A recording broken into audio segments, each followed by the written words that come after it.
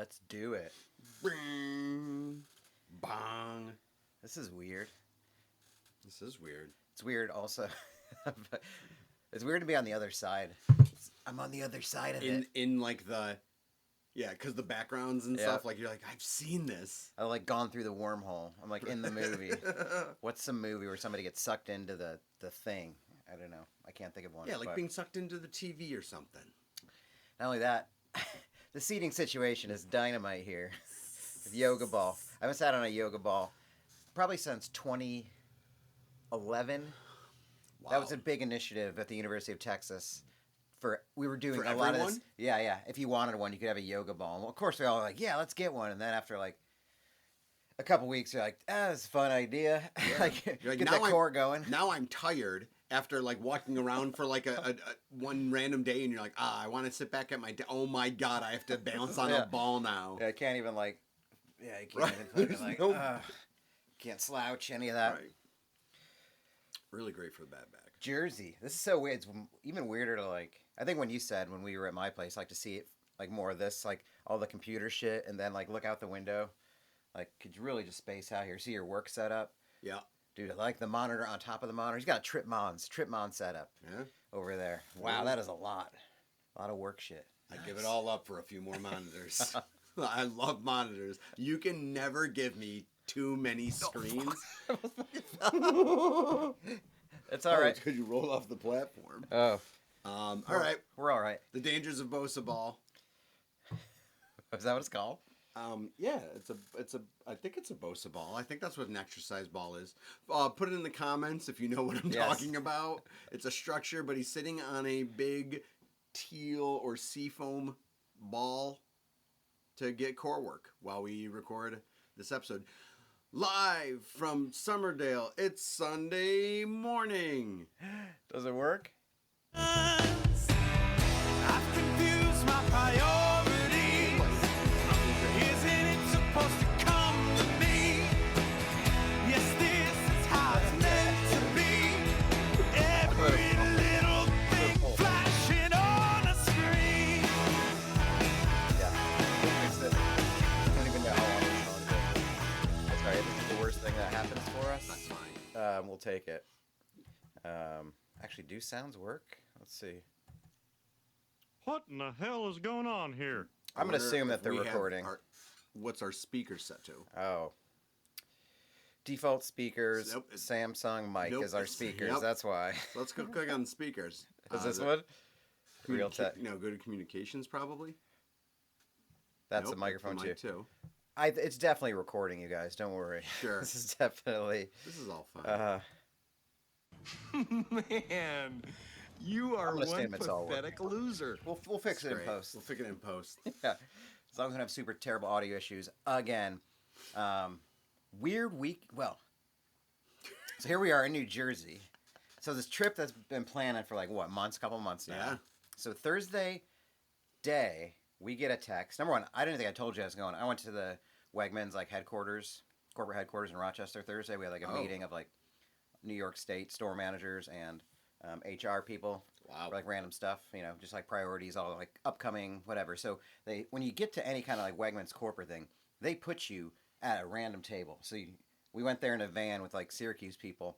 But when you show up there, you get a random seat. Of course, I'm the only person from my division at the table. It's like I'm with Buffalo people and Rochester people, so I'm like, fuck. Is that to stimulate conversation amongst people you don't know? By design, but like there were people from my division that at least had one person that they knew at their table, and I did not. So all of a sudden, text messages start coming in. Well, I have my Apple Watch on, and one of the first text messages that comes through, because it shows images now, is the emoji that people use to make like a puckered butthole.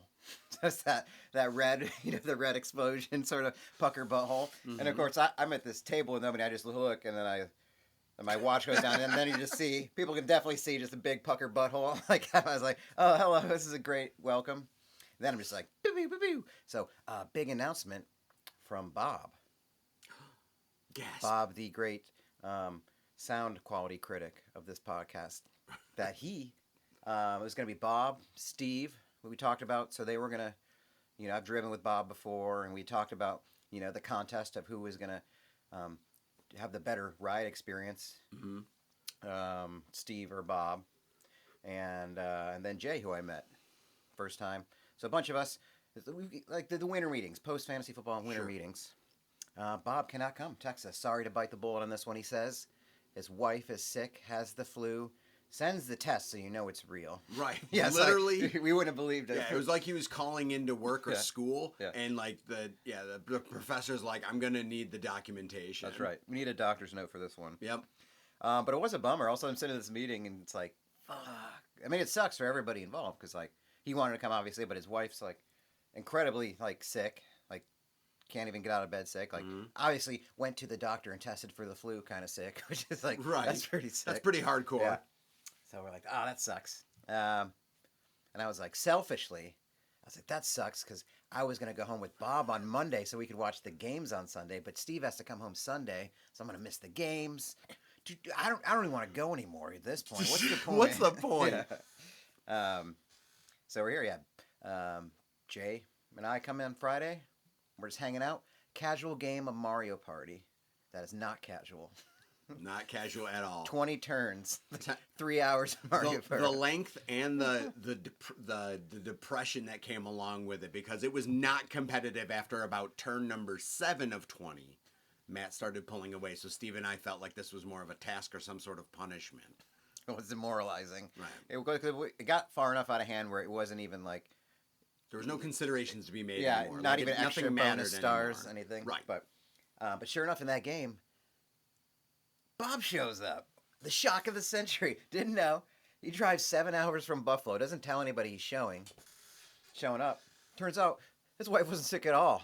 She's not even. Well, no, that's not accurate. Nope. She felt slightly better, and Beth, knowing what these things are too, because she's very in tune with it, insisted that Robert take the trip.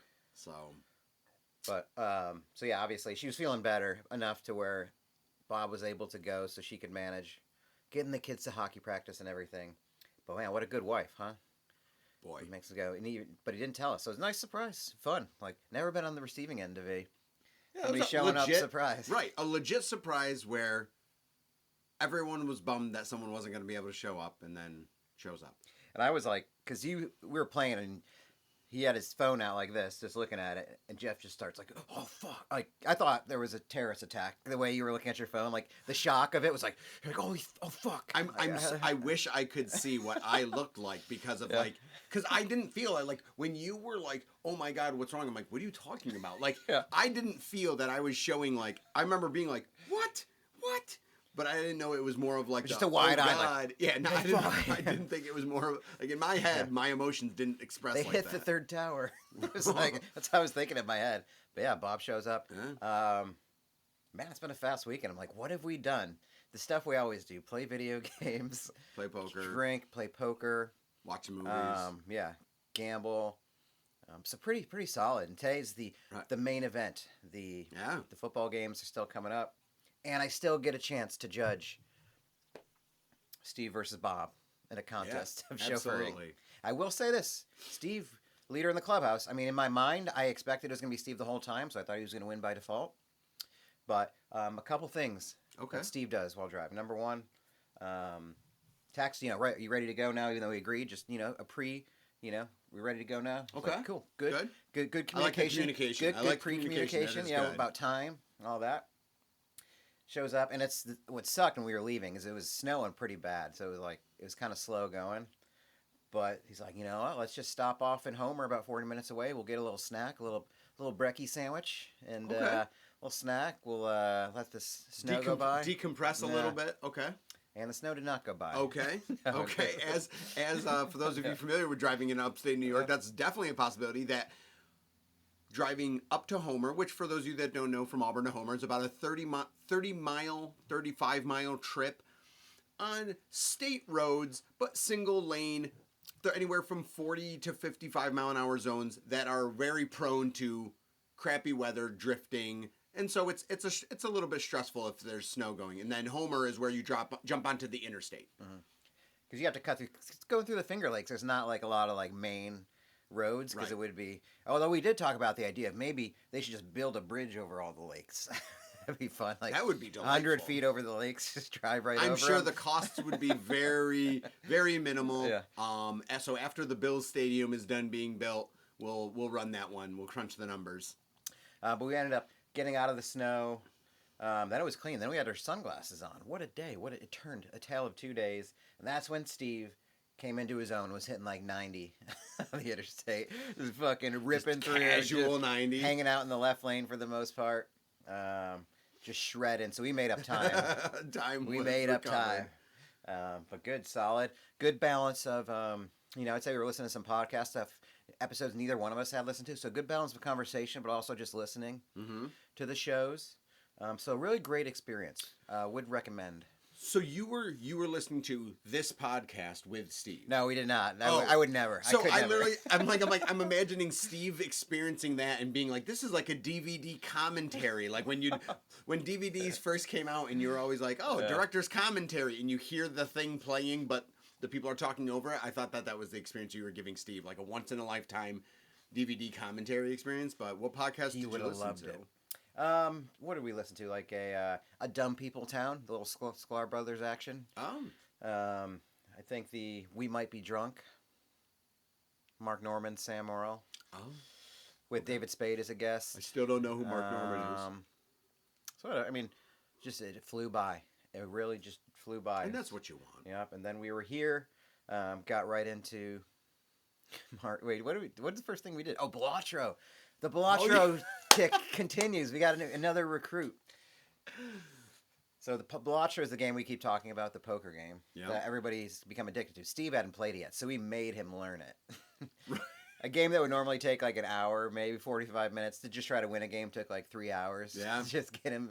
It's like kind of like pushing somebody along. What would you do here? Now what would you do?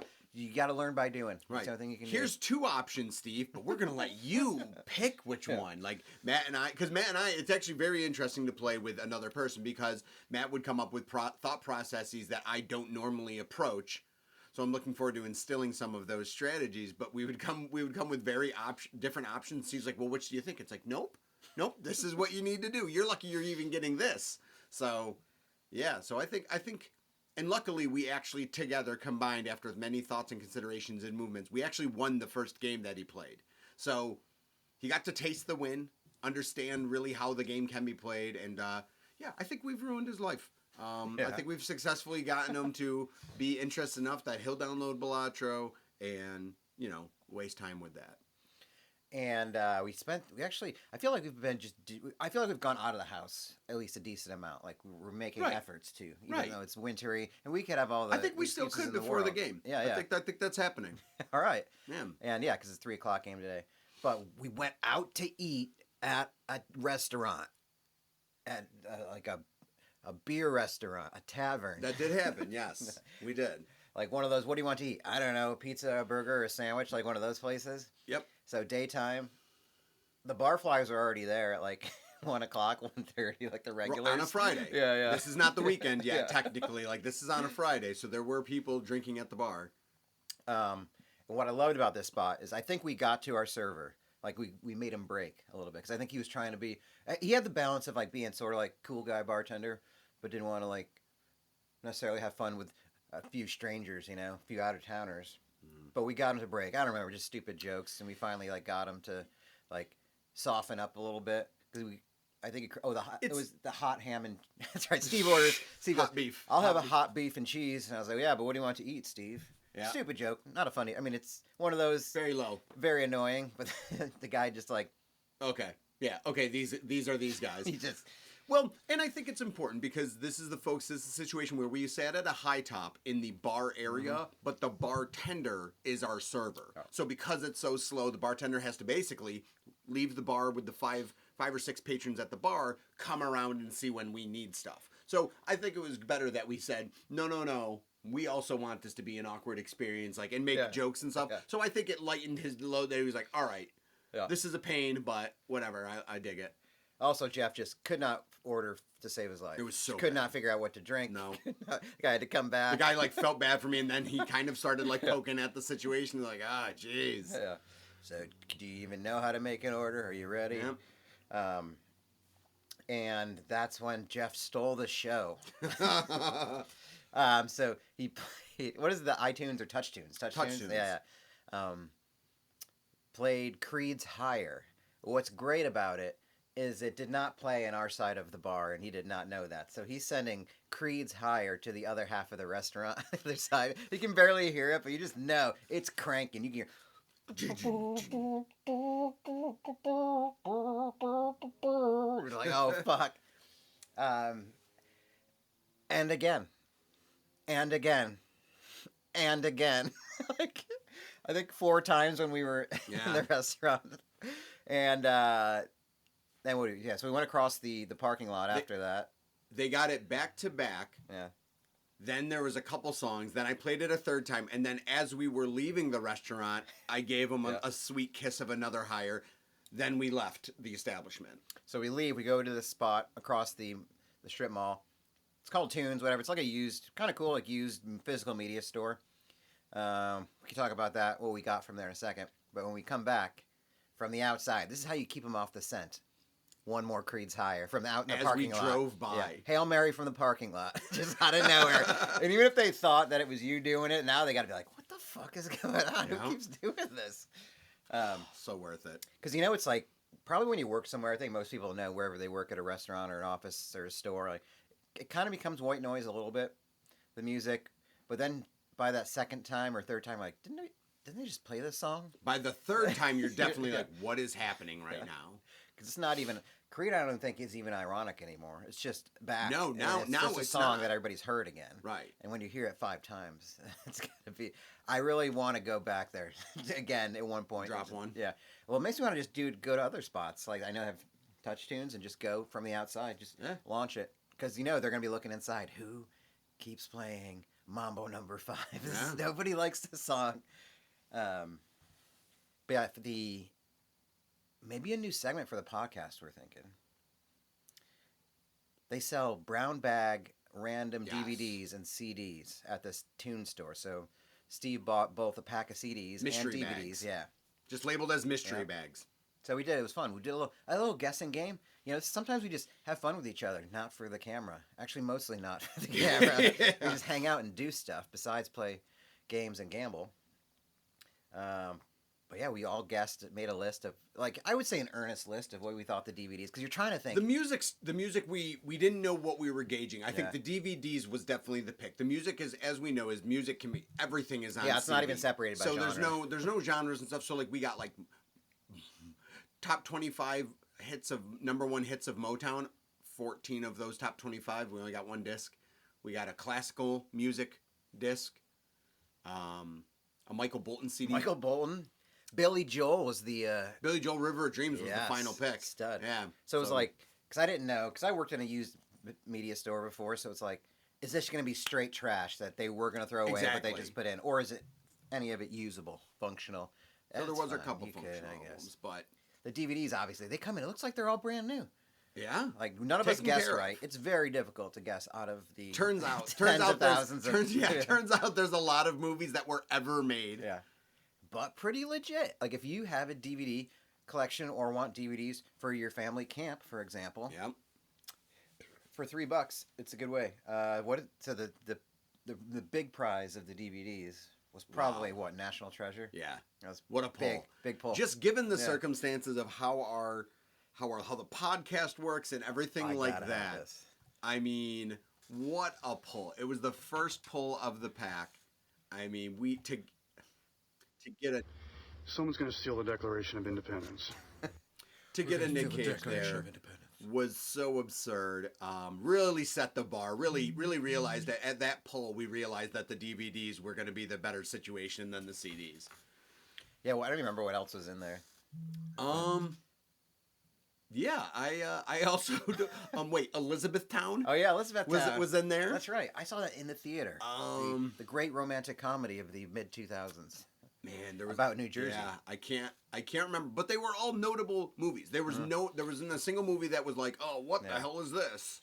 Yeah, it wasn't like a straight to DVD movie or anything like that. Oh, I would like to also mention the one CD that was a burned CD that said Grateful Dead concert. Grateful Dead concert's Dick's Picks. Dick's Pick. We do need to explore that. I think that's cool though, like that they would include that because like Deadheads, they would if somebody got that, absolutely. they'd be like fucking. This is a random show that played Deadheads and Dave Matthews. It makes me think of just being like, oh, this is a random live show. That'll work. Yep. And then yesterday, just another outing, just getting out there, seeing the people, being one with society. It's fantastic. You trivia. We did trivia. Daytime drinking trivia. Yep. Just like we said we were planning on doing. I'm really planned a thing and we did it. And we're doing this now. Doing it. We're 2 for 2 Holy on planning fuck. things for this weekend and actually getting up and doing them. Because I'm not gonna lie, this morning I'm like, I don't know how this is gonna pan out when Matt emerges. I'm like, maybe we do it, maybe we don't. Yeah. We're 2 for 2 on. We had all the hallmarks of being possibly too hungover to do this today. I feel great. What did you think of the trivia experience? This knowing that this is the trivia that I normally do. This style of trivia, the formatting, the host. The brewery itself, what'd you think? Cool brewery, pretty well spaced tables. I mean, the host is fine. He's good. Mm-hmm. The good thing is, is he a gifted entertainer that you'd watch for hours?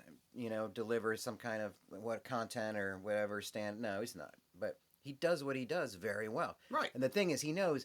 He doesn't go on gabbing. Like I've been to trivia things where the guy thinks he's a stand-up or he thinks he's like hosting a radio show and he just keeps it going. Everything's a story. Everything's a bit with no punchline. Yeah. And they just keep launching into their own like soliloquies about whatever questions they've asked and a story about, hey, I remember I listened to this song in my mom's basement when I was 25 because I still live there.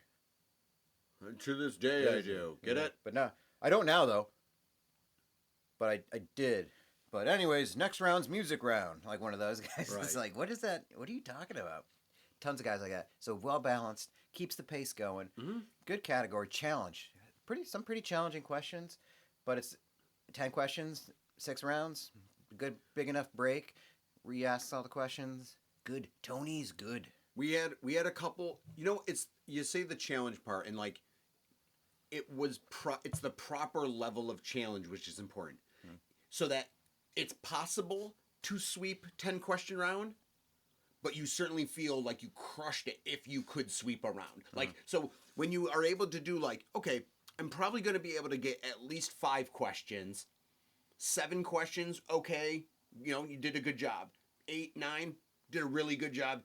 10 is feasible. Like the ones we got wrong, we're like, man, if one of us happened, like, it wouldn't be crazy that one of us would have known that, but we didn't. Like, he does that very good, perfect balance of challenge where it's not impossible, because if it's too hard, that doesn't make it fun. And if it's too easy and everyone's sweeping everything, it's also not fun. So I think he does a good job of that. And, you can get a free sticker if you win a round. We won a couple rounds. We didn't think we were doing that hot. No. But out of 12 teams, I think we ended up getting 5th. So we got top 5. Mm-hmm. We won a beer to split with each other. We won a growler, a 32 ounce. But yeah, good. Nice little spot. Dig it. And top 5 finish. And if Bob wasn't there, it probably wouldn't have happened. Bob swept the animation category. Bob really came through 11 in the out of 10 category points. and contributed almost nothing else. That was the incredible part. That's what makes a great team, though. Like if you can get somebody to you had that guy. It was you all had that, Pixar. You had that person. Yeah. Most of it was. Yeah, I think almost all of it was Pixar. Yeah. So Kayla and Bob nailed that, and then I don't. That we each cherry picked other questions along the way. So, but it was good. Then we went to this another brewery. What is it? Pilot something? The Bonesaw Pilot House. Oh, that's right. Bonesaw is ready. And it has an airplane in there hanging from the ceiling. It's crazy.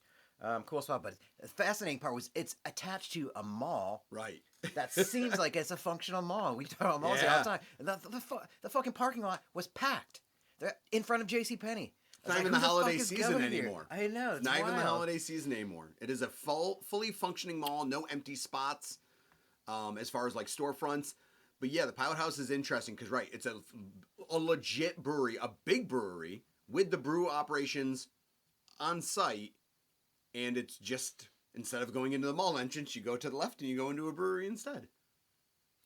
I was thinking during the music trivia, Okay. because they had a spot, they played songs, and then you had to guess the artist and the title. One of the songs that they played was from a band called Kings of Leon, which had a moment. And I was like, they're probably somebody's favorite band, you know? Yeah. And I was like, what bands do you think out there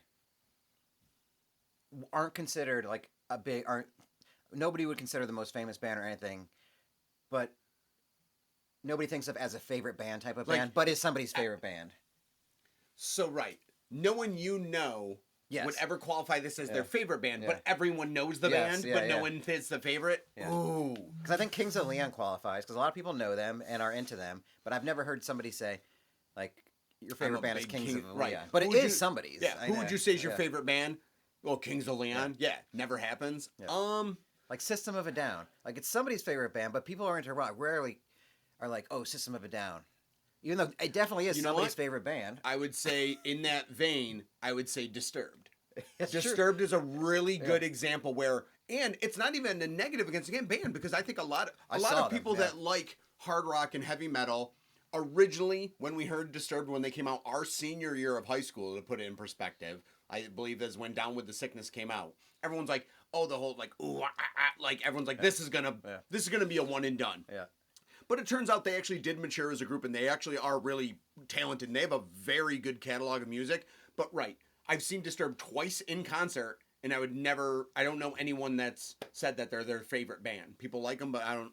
So I'm going to say Disturbed in that vein. Well, it's like, even pop, like, I'm trying to think. Like Carly Rae Jepsen. She had some big hits. Did she? Call Me Maybe. Yep. Well, but she was in this pool where, like, a bunch of other, like, pop stars were way more popular than her, and she had her moment.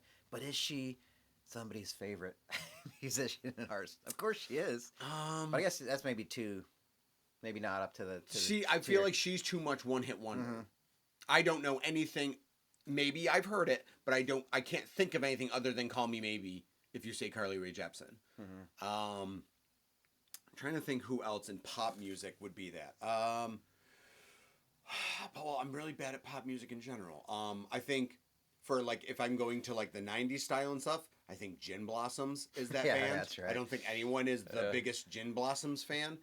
I used to think that about Goo Goo Dolls until I lived in Buffalo, where the Goo Goo Dolls in 2025 are like still thriving as people's greatest bands of all time. And it's weird because do you feel that, is it legitimate, or are people so enamored with being excited that a band local to them got so famous that helps them? Are they tricked into thinking that Goo Goo Dolls are their favorite band? Yeah, there's definitely that connection. Do you think there is? Right? Yeah, it's like, these are my guys. My guys. Yeah. They were there for me when nobody else was. He was there flat ironing his hair when I needed him the most. Johnny Resnick's got to be like 60 now. I know. He has to be. He does still do like, for some reason he shows up at like comedy shows now and stuff like that. Really? Yeah, like he does. I saw him on one of those, the guy who does Dr. Phil, Adam Ray, the fake Dr. Phil. He went out there and played a song or something like 59. that. 59. Johnny Resnick is on course to be 30. Wow. Or 60. Yeah. Not 30. Yeah, and then we played cards more. We did. We did play more cards. Matt got me to finally sit down, and he's not the first person that's wanted me to watch this. Right. A lot of us for the first time watched MacGruber. I couldn't believe. So we finally watched MacGruber. That is, we did actually watch a movie. That's probably on here somewhere. I just took an upper decker. We of course had a lot of I just took an upper decker. It'll show up. We had a lot of background movies. That's where these bites come from. No, I'm so fucked. That movie. Now I can spoil it. All the WWE guys get blown up in the truck. Out of nowhere. It's so fucking so stupid. No. I think so. For anyone that knows, MacGruber is a skit from SNL. So it is an SNL movie. MacGyver spoof. Yes. Yeah. And I believe it's the last one that they ever did. To this point, I don't think there's been a skit turned into a movie since that one. Oh, fuck. So, Will Forte is a very particular. He's kind of a character actor because, like, I don't know. I don't know if you met Will Forte how he would act as in real life, because it's almost like he feels like he's playing a character, but when you think, it always feels like that's his character. So I don't know if that's him. But anyway, very. I think you should leave mixed with a little bit more like toilet humor almost and like simple, but I really enjoyed it. I think there's a lot of quotable stuff. If you are someone who likes quotable one-off comedies, I do recommend it. I thought it was good in that essence. Had no idea Val Kilmer and Ryan Felipe not only are in the movie, I figured they were more of like one-offs. No, they're heavily in these movies, like starring in these movies. And I thought Ryan Felipe played a really good box for him. Straight man, opposite of Will Forte. I thought they had a really good chemistry. Yeah. And then as Val Kilmer comes in with more lines towards the end of the movie, he also did a phenomenal job of keeping the comedy going in the same pace and manner that Will Forte is, like with the quick responses with stuff that are just like, dang, like when he's like dying, he's just like, ah, jeez, like just weird, like upset times. So I really enjoyed it, and I think I'm gonna watch it back again this week, like during work, and really absorb it again. One of the greatest sex scenes in a movie, right up there with Team America World Police. It was. I'm gonna shoot.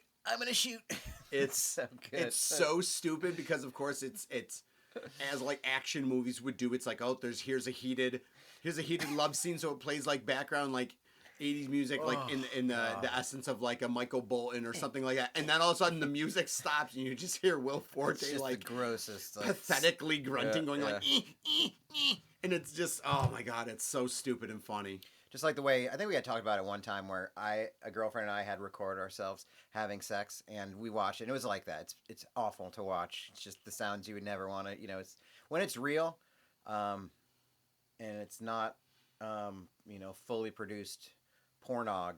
It's hard to watch. Real sex is disgusting, you guys. I wouldn't even recommend it. We did revisit while we were at the diner yesterday. And I don't know if we'd ever talked about it, but somehow we started talking about purchasing IRL analog porn, magazines, and how when Jeff and I were 18, we went to this store near us called Adult World or just Adult Store. Did it even have a thing? I think it was Adult World. But it's basically a gigantic shed that says Adult XXX or something on there because we were gonna get a VHS tape. Of Jenna Jameson and Brianna Banks. That's when you used to know their names and stuff like that. And we did. We sure did. And then I remember, just like boys do, just watching the movie together. Just like that. Yeah, it's real like, dumb. dude, this is nuts. What are we doing? Why are we just watching this? But like, you're like, holy crap. I gotta see this. Yeah. You're like, oh, whoa. And then you're like, do they really love each other? Right. They seem like they do. Brianna does love Jenna. Good. And it's fun or funny to think about like the physical media porn, because I'm pretty sure I had like either some magazines or images or whatever, the movie. I don't know where they all ended up, but I'm pretty sure I had them in my bottom drawer, my clothes drawer, just probably underneath something or underneath some like sports cards, hockey trading cards. And I remember coming home after one semester from college, and the dresser was gone. So, one of those great things where nobody's ever brought it up. Nobody said word one about it. I've never been like, what happened to the drawer? Because I don't want to know. We don't have to talk about it ever, That's a hurdle probably all parents have to cross, is discovering their children's porn. And how do you deal with it? Although now it's weird. I guess you just see it on their phone or something like that. Yeah, I mean, I think what you do is when the child is at a young age, you probably hyper connect your media, which I don't realize. Not being a parent, I don't realize that those things. So like people will show me apps that they have, like Bob and my brother and stuff like that. They'll show me apps that like that connect the family's phones and everything, all those operations that I don't realize exist. So you can probably just monitor and ping stuff. I guess that's just how you do it. I don't think you physically find it on their phone, because when are you actually accessing your child's phone? I think it's you set up, giving them a phone where it's like, congratulations, this is all yours, and I'm definitely not hovering over you virtually. Like, that's more of the likelihood. But yeah, physical media was always interesting. We talked about, our friend Mark, who we've mentioned before, coming across crates of magazines from the cement mixing company, like the landscaping company that was near him. Clearly the workers left it in the woods. He went back into the woods, took them, and then proceeded to sell them from the school bus and sell them at school to make a nice kin profit. Victimless crime, really. Victimless crime. Because you can't, nobody can report that. Dear police, someone stole my porno. I had it buried out here. You gotta believe me. I think some punk kid stole my pornos. Because you can't do that, because then they'll interview, because you did it at work. They interview your boss, and your boss is like, "Tell me again why you have crates of pornos." Is it lunch break only? Remind me, because we went on a band competition once. Okay. Where we borrowed Playboys from my other friend Jeff, so we could enjoy them as a room when we roomed together. We could just flip through and see some Pamela Anderson muff, some Jenny McCarthy titties, everything a 12-year-old, 13-year-old boy. The classic, the 90s classics. Yeah, Carmen Electra, all the big fake titty hotties. We got them for the articles. We were high schoolers, and we definitely got Playboy for the cartoons articles are funny. and for the cartoons. But that was an era, it was like right before the internet was coming out, right? Because we didn't, it obviously wasn't in our world that you could just slowly watch these images upload over dial-up. So I do remember having a Kodak disposable camera, taking pictures of the pictures, because we had to return the magazines. And I don't think I'd been a psycho to develop that. I don't think I had it in me to be like, right, hey, go to Wegmans. Are those ready? Are these pictures ready? Go to Wegmans, where they would develop them in the home video section. Yeah. No, this is my family. And then we just straight up ripped pages out of there. I think, remember, kept a couple. When I returned them, like, did you rip any pages out of here? No. And what are you going to do about it? What are you going to do? Go tell the teacher. See if I care. Like, yeah, how do you even do it? You can't. I feel bad because they're probably, I don't know how collectible they are, because we used to sell them at the half-price books. They used to come in all the time. So we'd package them up. Some people like to have them still, just like as nostalgia. Do you think, are there collectible, like, financial investment porn? Like, do you think they have, like, auctions, how there's card auction, like baseball card auctions and classic car auctions? Do you think there's auctions that go like, okay, this section of the day we're focusing on classic pornography? Like, this is graded by, can you send the first Jenny McCarthy Playboy Publishing centerfold for her? Can you send it to PSA and get it graded? I bet you there's got to be something, because we used to sell most issues we just sold for like a few bucks or something like that. But PSA's handing out a lot of like 1.5 gradings, if you know what I mean. Yeah. They're like, yes, sir. Jeez. Yes. Glossy and sticky. 1.7. But I forgot which one, because there definitely are some that were like more notable. Like, I don't know if we ever came across like a Marilyn Monroe or something like that, but there would be like vintage issues that would come out. Gotta be.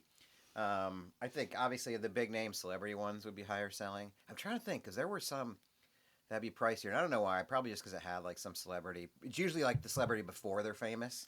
Exactly. Isn't it like one of those deals? Like if you eBay, or I don't know if you search it like most valuable. I'm assuming the most valuable Playboy would be like the Marilyn Monroe one. But then when you see and work in a media store, everything is more common. You see it more often. So now Playboys come in, you're like, oh no, we already have. Like we see this, we sell it all the time. The best part was, though, all of our adult stuff had to be locked behind a case, obviously, because it's a family store. Sure. So any pervert that wanted something would have to ask us to unlock it.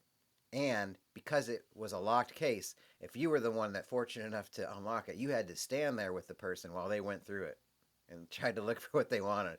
And that is awkward as fuck. Because he's like, because we had like, it wasn't just Playboys. There's like very niche, like, it's like people that would be into collecting pieces of vinyl. They're collecting pieces of porn, but they're like auteurs, they're like creators. They're like nerdy about it. So they flip, slowly like going through like just super raunchy porno and like barely legal, giant titties, like everything you could think of, vintage stuff. And you just got to sit there and watch them and see if they're into it and what gets them into it. You're just like, this is fucking weird. But you gotta appreciate the guy. I don't know. Do you gotta appreciate the guy who has no shame, just slowly going through porn and seeing if somebody else is standing there watching? I don't know. Especially with the internet, like just buy it at home and get it shipped home. I understand the idea. They must have been getting off to the idea of looking through it. Right? Public. Yeah, I think that's part of it. Shoot. And you can't be like. I feel like a victim. You're trying to be like objective. So the most valuable magazine of all time is the Marilyn Monroe Playboy. Not just Playboy, but just magazine straight up. Magazine. Wow. Ever. What's it coming up at? So the value. What's your guess as to what the value is? I'm guessing if there's like a mint condition, probably very few left that are like fantastic. Oh, it's like fantastic condition. So I would say $10,000. Higher. What? Are you serious? Yes, I am. 25,000. Higher. This is for like, what the fuck? For like a mint? Yeah, I don't know. Then $100,000. I don't know. Is that too high? $117,950. Is that like what it went for at last auction or something like that? Yeah, I think that's got to be what it is. Wow. Yeah, let's see, the number like 10 is the first time we see Sports Illustrated. 10? What are the other ones, like valuable. Life magazines or something like that? No, these are old ones, like ones like Famous Monsters of Filmland from like 1960. Oh yeah. That would be, because you can cultural stuff, like one that's like Gagging the Dictators, a comedy of terrors. It looks like it's a comedy magazine poking fun in World War II era. There's like a wacky depiction of Hitler on it. Oh yeah, so it's something like you shouldn't have kind of thing, basically. Yeah. Like irreverent shit. But is there another Playboy in the top 10? It's actually like 3 different editions of that. Okay. 4 editions of it. But then even by the time we hit that number 10 Sports Illustrated, it's got the Bruins on it. I don't know who this is depicting, and I can't really read the cover. But that's valued at $10,000. With a Bruins cover? Yeah. Yeah, it is Bobby Orr as a kid. Okay. Oh, because he's got like a bloodied up face? Is that why? Oh yeah, it's like full color and it's got the goalie. Yeah. Yeah. So it's like, wow, that's very cool. Because yeah, I mean, that was a way to get, because newspapers didn't have like color sports photos. So Sports Illustrated was like a huge deal, and you have this young kid, Bobby Orr, who's supposed to change the game and did, but just like cut up all over his face. Like that's very graphic. I bet it was like a controversy when it was out on newsstands for the first time. You know, blood. Do you believe it? I remember going to Faye's drugstore in like 1996 to flip through the Tyra Banks Sports Illustrated swimsuit catalog. That was always edition. Remember that? Yeah, that's iconic photo, iconic cover. Yeah, because I was like, wow, they just let kids come in here and do this? That's wrong. They shouldn't do that. Yeah. Is this okay? It took me it was so scared, but I did end up buying it. I think for like $7, and I was like, I don't know why this stands out as being so weird to me, but we had like in our college, in our main campus center, we had a newsstand area, drinks, snacks, and everything. And there was magazines, of course, because print was still big in 0102. But we even had porno mags at like the college newsstand. And for some reason, my brain was like, is this more logical because you're in a place full of that aged people, so why not? Or is it like, this is a place of higher learning? I know. Should they be offering pornos? And I'm not talking aggressive stuff, but Playboys in there sealed so that you couldn't browse. But like there were Playboys you could buy, and at the newsstand in our college store. And I think that I get pulled both ways thinking of that, if that's very appropriate or inappropriate. I mean, at the end of the day, do I personally care? Absolutely not. Smart people like porn. It does. I don't know if I ever would have done it. Like, it does sort of bum me out that I can't. Well, I guess I could have. I would have done it because I guess Playboy magazine doesn't really exist anymore, per se. Is that right? It's like the actual magazine. Ooh. I think for some reason I don't know if they just do an online thing. But it's like, it probably would have been fun to get back in the 80s though, or 90s, like get the magazine to your house every month. Like, that would have been a very exciting day. Nudie Magazine Day, as Billy Madison says. But did they ship it, like, in a pack or anything, so it was, you didn't see it? Or was it just, you just have to raw dog it, like get it right in the Yeah, mailbox. Playboy's. Yeah. Porno guy's house. Yeah.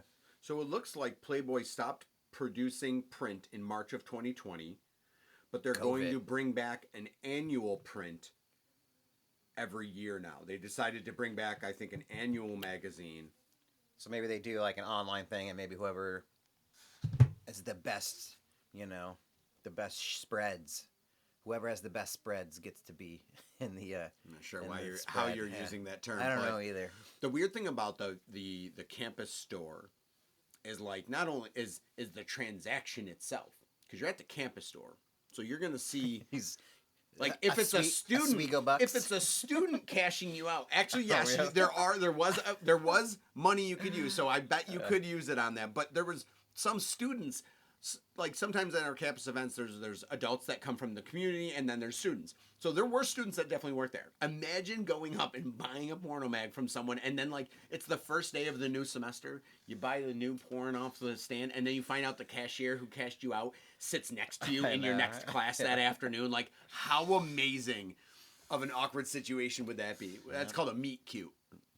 Meet cute. It's called a meet cute. There's movies like that. There is because I remember my sister used to work in the pharmacy as a pharmacy tech. So it'd be like you can find out all the people your age that are like, oh yeah, she has herpes. It's very privileged information. It's probably a violation of HIPAA, but it's stuff that comes up all the time. Like she's on birth control. Don't tell her I told you, but tell everybody.